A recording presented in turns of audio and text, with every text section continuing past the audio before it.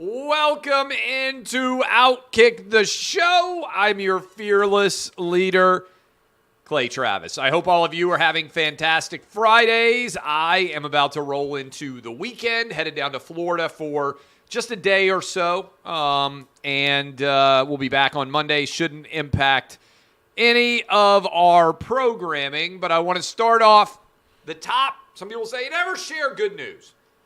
It's a good news-filled show. This is, of course, Outkick the Show, and I want to give props to Senator Joe Manchin of West Virginia for his decision to not support tax increases or increased federal spending in the wake of 9.1% inflation earlier this week, the official announcement that those were the June numbers. Now, if Democrats were rational, Joe Manchin has been right about more in the last 2 years than any Democrat. Joe Biden has been a disaster. The woke caucus of the Democrat Party has been a disaster. Joe Manchin, senator from West Virginia, drives a Maserati, lives on a houseboat on the Potomac River. This dude has been right about everything. He stopped Joe Biden's Build Back Better Act, which would have added trillions of dollars to the overall national debt and would have pumped even more money into our economy. Joe Manchin was right. He said, no, I can't get there. Inflation is too high. If Joe Biden had gotten his way, inflation would be 15 or 20% right now. Credit to Joe Manchin for stopping the money spigot that Joe Biden wanted to continue to spray everywhere as a part of the failed and misguided strategy behind modern monetary theory, which basically held the government could spend as much as they wanted, that national debt didn't matter, and that has all gone up in smoke. What Joe Biden's going to try to argue is that the reason why America is in the disastrous straits it is because he hasn't gotten all of his policies implemented. What reasonably intelligent people out there need to recognize is that if, in fact, Joe Biden had gotten his Build Back Better initiative passed, we would have ended up with even worse inflation. And as bad as things are right now at 9.1%, and the fact that we're probably in a recession right now, things would be infinitely worse if Biden had gotten his way. Props to Joe Manchin and Senator Kyrsten Sinema from Arizona for just being rational. And it's a testament to how crazy Democrats have become that if Joe Manchin is going to get reelected, far from being a presidential contender in 2024, he's probably going to have to become an independent or a Republican in order to win in 2024 his Senate race in West Virginia. He might still lose. But that's how irrational Democrats have become, that even the only guy in their party who correctly analyzed the economic situation and kept us from spiraling even further into absurdity as it pertains to inflation is not able to be a full-fledged member of the Democrat Party. I got to tell you, Joe Biden right now is in Saudi Arabia. He refused to shake hands with Mohammed bin Salman, the default leader of Saudi Arabia, but he instead gave him a fist bump. Now, I don't know about you guys, but a fist bump to me actually connotes more respect and appreciation for someone than a handshake does. I handshake all sorts of people all day long. For the most part, I only fist bump people when they say or do something that I agree with. So I don't know who's in charge of hand gestures in the Biden administration, but they fail on every level. To me, the fist bump is more of a sign of agreement than the handshake. But Biden gave the fist bump. He's also scheduled to speak here from Saudi Arabia in a little bit, and I hope he takes questions, because if he does, I want for there to be this question asked. Why is it better for the climate for you to travel all the way overseas to Saudi Arabia and beg the Saudis to produce more oil than just produce more oil ourselves in the United States? See, Democrats are selling a lie, And that lie is pretty clear, which is, oh, we can have the Green New Deal in America and we'll limit oil and gas and energy production, but we'll simultaneously go beg Venezuela, Saudi Arabia, Iran, Russia, whenever the war with Ukraine ends, to produce more so that the price of oil isn't that high. Well, let me just ask you a question. How is that any better? Does the planet look around and say, oh, well, there was going to be an issue here, but thankfully the United States is not pumping more oil and gas. The fact that it's coming from Saudi Arabia is making everything healthier. No, it's functionally the same. The oil and gas that is produced anywhere goes to the same result. And so this is crazy that this sort of mind shift or this duplicitous and dishonest hypocrisy is not being called out by the media. Why is it okay to hop on a private jet, fly Air Force One all the way to Saudi Arabia, go on bended knee to beg Saudi Arabia to produce more oil, but we can't just allow American companies to produce more oil and gas in this country? It's a great question. The hypocrisy is staggering. Hopefully somebody in the media will actually ask it. Speaking of crazy, did you see this? Probably you didn't. So Ron Johnson is running for Senate re-election in Wisconsin. And I want everybody to watch this. I'm going to share this clip. There are lots of people running for Senate, governors, complicated, tight races, purple states. Ron Johnson did what I've been asking many people out there in tight races to do. He asked the Democrats who are running for the opportunity to oppose him in Wisconsin to answer a simple question. Do you believe men can get pregnant? Every Democrat running for the nomination in Wisconsin refused to answer the question, do you believe men can get pregnant? I want you to think about how crazy and how insanely woke Democrats have become. Would you have ever believed that we would find ourselves in a position as a society when you could ask a politician, can men get pregnant? And no Democrat politician will say no. They're supposed to be the party of science. Men, newsflash, cannot get pregnant. They won't say that's true because Democrats are afraid of offending the transgender lobby, which has built in the idea suddenly into the firmament of their party that men can get pregnant. That is not true. Democrats won't say it. I think it could virtually decide every tight Senate race. New Hampshire, Georgia, Wisconsin, Pennsylvania, Arizona, Nevada. Those are the ones that are expected to be the tightest. You can toss in North Carolina, Colorado, Washington, wherever we have Senate races going on. I would encourage every Republican candidate, just keep asking that question of your opponent. Can men get pregnant? Yes or no? It's an easy question. Dr. Oz, you got a lot of people that are fans of Outkick, according to your own statements that you've made on Clay and Buck. I want you to listen to me closely. Start asking it. You're a doctor. This is a funny angle. It's a ridiculous angle. Fetterman, who you're running against in Pennsylvania, funny little ad that he did from Snooki on Cameo, if you didn't see it. I'm telling you, this is the way that you win. Herschel Walker, you're running against Raphael Warnock in Georgia. Don't worry about all the attacks that are coming.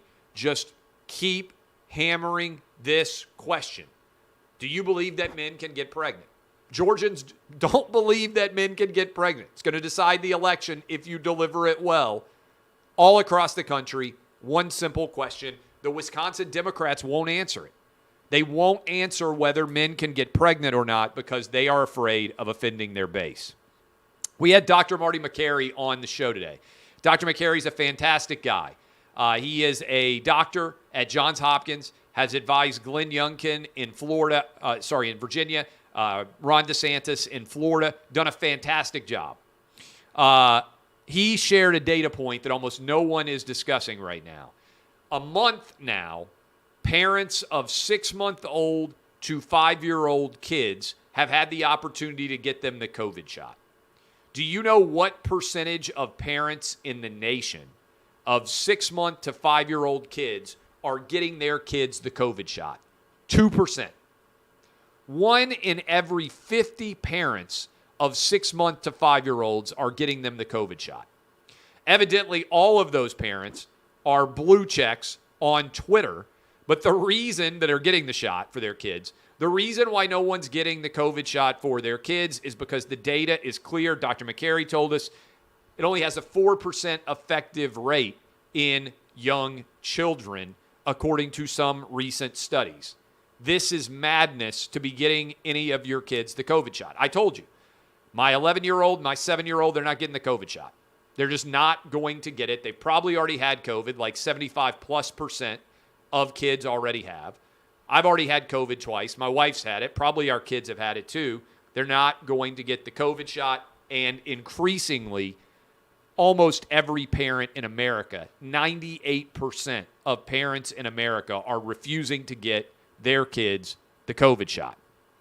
I want to talk about Gavin Newsom for a moment. Did you see Gavin Newsom waited until Joe Biden left for Israel and then showed up at the White House, not wearing his jacket, sleeves rolled up? He probably walked right into the Oval Office and put his feet up on the Resolute desk. This is such a disrespectful move that I can't help but respect it. I can't ever remember somebody going to the White House after the president had left and doing media at the White House without the president there. They are basically acknowledging now, Democrats are, that Joe Biden is a completely empty suit. They're even showing up where he lives at his own home when he isn't there and doing media availabilities. It's so disrespectful of Gavin Newsom. I can't help but respect it a bit. ESPN. Remember when I told you that ESPN is headed for complete and total disaster as a business? And I started writing this several years ago, talking about cord cutting and how ESPN was going to lose all of its subscribers. And now ESPN has gone from around 100 million subscribers to somewhere south of 75 million, and cord cutting is continuing. Well, they said, and they're trying to argue publicly, well, you know, we're going to have ESPN Plus as a streaming service, and it's going to save us. And I told you the reality is that ESPN, the channel, is the Titanic, and that ESPN Plus is the Titanic Part 2. And that both of those are sinking simultaneously, and there is no lifeboat strategy. ESPN is a part of Disney. Disney now is at an 8-year low for its stock price. If you had bought Disney all the way back in 2014, done nothing but hold it, not even factoring in inflation, you now have lost money. So ESPN is so desperately losing money hand over fist on streaming that they just announced today that they are going to increase the price for ESPN Plus by 43%. So that ESPN Plus now on a monthly basis costs more than ESPN itself does. And yet still, they're going to be losing billions of dollars on streaming products. ESPN is a dead business walking. And I don't know how they're going to survive going forward as a viable business entity. But remember who is telling you this story while everybody else is pretending that it isn't going on. All right, we got some fun. We got some fun out there. Mark Cuban, owner of the Dallas Mavericks, billionaire, used to come after me all the time and tweet at me and everything else. I don't have anything against Mark Cuban. I think he just lost his mind during the Trump administration. Mark Cuban told the funny story, and I was actually listening to this. We wrote about it at Outkick. Mark Cuban says back in 1986, he was out partying at Vegas, and Bill Gates, whose Microsoft company had just gone public, stole all the girls that he was with in the bar back in 1986. I didn't know that Bill Gates was a pussy magnet. And by the way, this is before Bill Gates' relationship with Jeffrey Epstein, which is its own story. But Bill Gates out at the bar, Mr. Steal Yo Chick, Bill Gates, went and took the girls from Mark Cuban back in 1986. Cuban says he was worth around $1 million at the time. Bill Gates was worth around $350 million. And the ladies in Vegas, they got a cent for it. They know who has money. And Bill Gates walked right out of the bar with all Mark Cuban's girls. Pretty funny story. Tiger, not a funny story, but British Open's going on right now. Tiger did not make the cut, finished at the 18th green. And I hope you go check out the video at Outkick.com of how, you can also go to my Twitter feed at Clay Travis, of how incredibly impressive the scene was as Tiger walked up to the 18th green.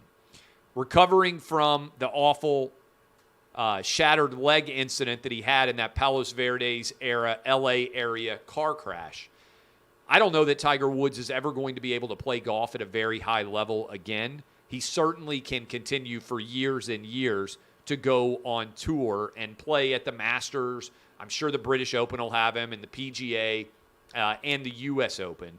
I don't know that he'll ever be able to contend at a high level in a golf tournament again. But that moment on 18 at the British Open, for anyone who loves golf, it was emotionally stirring, incredible, phenomenal scene as everyone cheered Tiger Woods as he walked off the green there. I played on Wednesday. On Wednesday night, I went and I played blitzball. The dads of the 11-year-old baseball team went up against the 11-year-olds. And these kids, I got to be honest with you, this is not a wiffle ball. It's a little bit different of a ball. It's called a blitz ball. If you got kids or you're a kid or you're watching whatever, it's different. It doesn't have the holes in it like the usual wiffle ball did. But I went up to bat, and I think this is on video somewhere because the kids weren't even worried about playing defense. They were just standing around with their phones and their iPads filming the dads try to bat. I didn't even take it off my shoulder. I could barely see this blitz ball based on some of these kids and how they were throwing it. I'm pretty good at wiffle ball. I've never seen a ball move like these blitz balls were moving. And I don't know what the speed was on some of these 11-year-old, almost 12-year-old kids, but I feel like they were throwing the ball 180 miles an hour. Seems physically impossible. I'm pretty confident that it was going 180. Your boy got walked, and then got a ground ball base hit. That's what I would call dad victory. Also, no sprained ankles or pulled hamstrings. Shoulders still in good shape. No injuries. That's also called a victory. Finally, a couple more things. This is a bad story. Los Angeles is reportedly bringing back masks in 2 weeks. All of you imbeciles that are living in L.A. and thought to yourself, oh, COVID's over. It's been 3 years. Masks are done. We're going to be able to go back to normal. No, masks don't work. They have zero impact. You can compare the data from L.A. and Orange County. Orange County people are sane. They aren't required to wear masks. The data between L.A. and Orange County are nearly identical, multi-years now. Yet L.A. is reportedly going to bring back their mask requirement because people have lost their minds. And while Democrats claim to be the party of science, they are not the party of science. They are anti-science because anyone who defends masks at this point in time is absolutely insane and does not care about the truth. Congratulations, LA. Probably the housing market in all the red states going to go again on fire because everybody's fed up with California. California lost population last 2 years. First time it's happened since it became a state in 1850. Let me repeat that. California, from the time it became a state all the way up to 2020, never lost population. It always grew. 2020, 2021, 2022, population declined because people are voting with their feet and they're bailing on Gavin Newsom's state of California. Finally, Gwen Stefani, maybe my wife's favorite performer. Been to see her in concert back in the day with No Doubt. Gwen Stefani is under fire for having dreadlocks in a new music video. Evidently, dreadlocks are considered cultural appropriation. Let me be clear. with everyone out there. Cultural appropriation does not exist. It is a made-up concept. By which I mean this. The entire purpose of humanity is to culturally appropriate the best inventions of all humans. Coffee was culturally appropriated potentially from Ethiopia. Now almost everyone drinks it. Democracy was culturally appropriated from Greece and from Rome. Now, most of the successful countries in the world have democracy. The internet was created not by Al Gore, but by Americans, by and large, and now the entire world has the internet. The fork, the chopsticks, the wheel itself, humanity is about adopting the best possible creations around the world. The race, the culture of the creator does not matter. Appropriation is a good thing. It's an endorsement of your creation, and it is the very foundation of human life. We all take the best inventions and make them our own.